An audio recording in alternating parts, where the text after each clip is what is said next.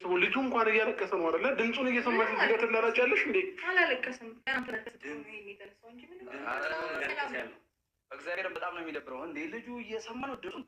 ኧረ ምንም ችግር የለም። እኔ ሀሚሩ ማርያምን እሷ በስነ ስርዓት ማታሳድግ ከሆነ እኔ አሳድገዋለሁ። ሰምተኛል ብራዘር? ወይ ግን እኔ አልገባኝም። ምን ለመፍጠር እየሞከርክ ነው? እኔ ምንም ለመፍጠር ምንም ማለት ነው። አንተ እኮ ጥሩ እያደረግሽ ነገር አይደለም እኮ በደንብ እንደማከብርሽ ታውቂያለሽ። ግን በዚህ ልክ የማይመጥንሽ አይነት ወንድ ልጅ ጋር መሆን የለብሽ። የመጨረሻ ጥጌ ይኸውልህ እኔ በጣም ብዙ ነገር ላደርግ እችላለሁ ታውቃለህ። ምንድን ነው ታሪክ? ሲቀጥል ደግሞ አንተ አንዳች መብት የለህም ይሄንን ጩጬ ከኔ የመነጠል። ይሄንን ደግሞ በደንብ ጠንቅቀህ ታውቀዋለህ።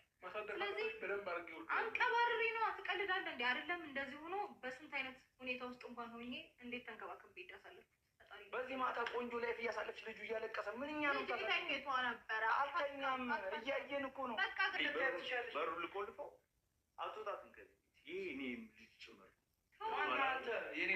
የትም እየዞርክ መተህ ልጄ ምናምን ይዤ እወጣለሁ ትላለህ።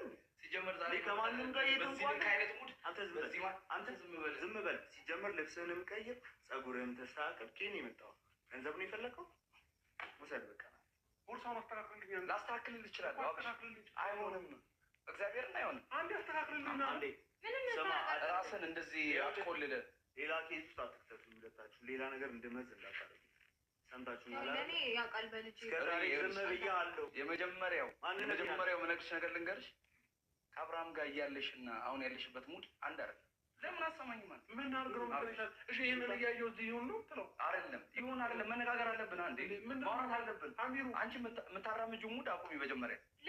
ለምን ደግሞ አታቆሚ? እሺ ጊዜ ይሁን በሉል እንዳመጣ እጅህን አንተ አታሰቃዩ። ሰንተኛ ነው ዘበኛውን ጠርቼ ነው ማስወጣችሁ። ምንድን ነው ማናንተ እንዳነገኝ ሰንተኛ